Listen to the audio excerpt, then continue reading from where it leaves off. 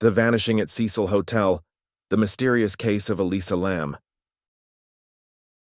In January 2013, a 21-year-old Canadian student named Elisa Lam arrived in Los Angeles. She was on what she called her West Coast tour, traveling alone from her home in Vancouver. Bright and inquisitive, Elisa documented parts of her journey on social media, sharing her excitement about exploring California. On January 26th, she checked into the Cecil Hotel in downtown Los Angeles. The Cecil wasn't your typical tourist accommodation.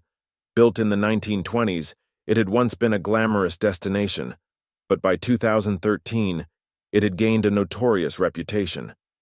Located near Skid Row, the hotel had a dark history that included multiple suicides, murders, and even housed serial killers like Richard Ramirez, the Night Stalker, and Jack Unterweger as guests at different points in its history.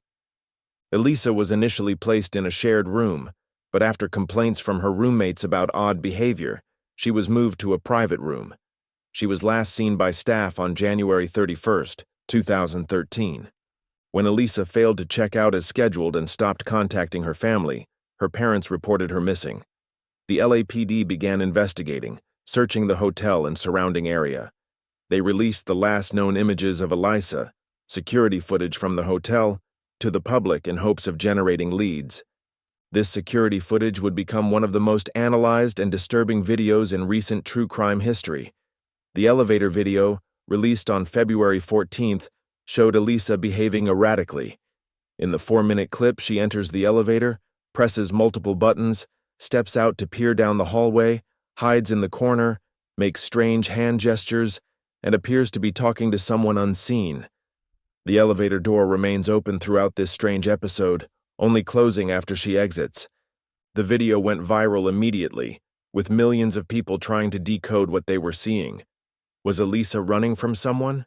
Was she experiencing a mental health crisis? Was she under the influence of drugs? Or was there something supernatural happening, as some internet sleuths suggested? As the search for Elisa continued, hotel guests began complaining about issues with the water. Some reported low pressure, while others noticed the water had an unusual dark color and a strange taste. On February 19th, nearly 3 weeks after her disappearance, maintenance worker Santiago Lopez made a gruesome discovery when he checked the hotel's water tanks on the roof.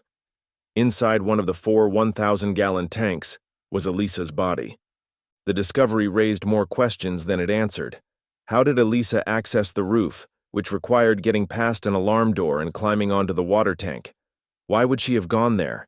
And most puzzlingly, how did she close the heavy water tank lid behind her? The Los Angeles County Coroner's Office ruled Elisa's death an accidental drowning. Toxicology reports found no drugs or alcohol in her system that would explain her behavior. However, they did find traces of her prescribed medications for bipolar disorder. Notably, the report indicated she hadn't been taking the correct dosage of these medications. Friends and family later revealed that Elisa had struggled with mental health issues for years.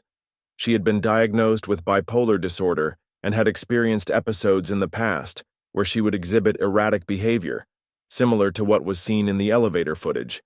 Medical experts suggested that her behavior could be consistent with a bipolar episode, particularly one involving psychosis or hypomania.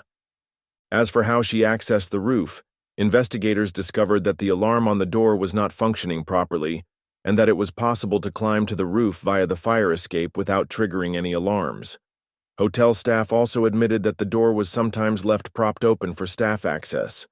Despite the official ruling, many aspects of the case continue to puzzle experts and amateur detectives alike. The elevator's unusual behavior in the video, remaining open for so long, was later explained as a possible mechanical issue, or the result of Elisa pressing the hold door button.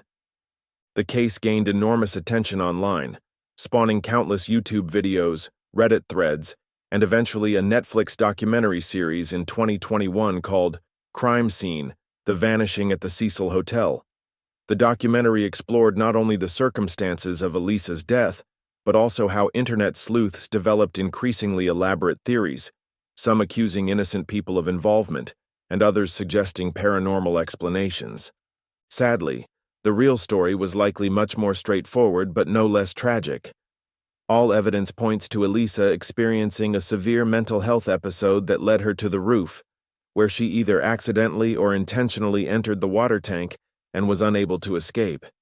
The Cecil Hotel closed for renovations in 2017 and reopened under a new name, though its dark reputation persists. In 2021, it was designated a historic cultural monument by the Los Angeles City Council.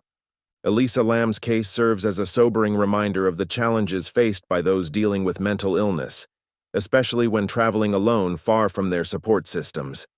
It also highlights how easily a tragic accident can become the center of conspiracy theories and speculation in the internet age. Today, many people continue to visit the Cecil Hotel location, drawn by its dark history and the lasting mystery of what truly happened to Elisa Lam during her final hours. If you enjoyed this deep dive and want to explore more unsolved mysteries and chilling cases, make sure to subscribe to True Crime Told. Hit the bell icon so you never miss an episode, and join our community of true crime enthusiasts.